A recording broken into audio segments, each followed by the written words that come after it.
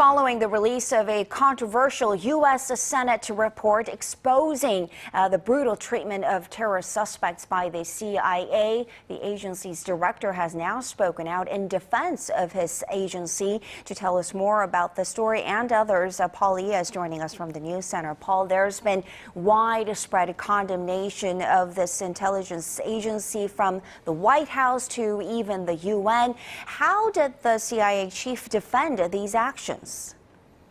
Well, through a press conference, U.S. spymaster John Brennan did admit some of the so-called torture tactics described in the report were abhorrent and beyond authorization. But he said the enhanced interrogation techniques were necessary at times to stop deadly terrorism attacks and ultimately save lives. Our Connie Lee reports.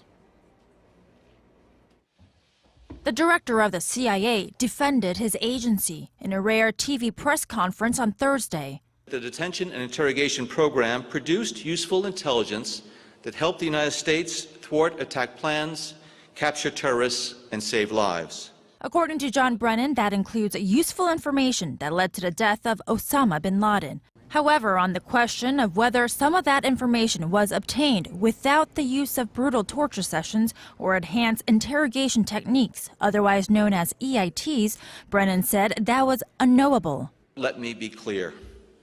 We have not concluded that it was the use of EITs within that program that allowed us to obtain useful information from detainees subjected to them.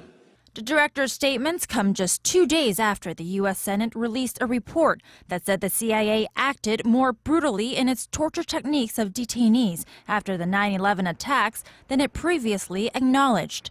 Some of the brutal methods described in the report were waterboarding, severe beatings, and a method that led to one detainee to freeze to death. Although the CIA chief said the majority of his agents followed legal advice, he did admit that some actions were not authorized. In a limited number of cases, agency officers used interrogation techniques that had not been authorized, were abhorrent, and rightly should be repudiated by all. One U.S. lawmaker has called for Brennan to quit, while the United Nations and human rights groups are asking for the prosecution of U.S. officials involved in the CIA program from 2001 to 2007. Connie Lee, Arirang News.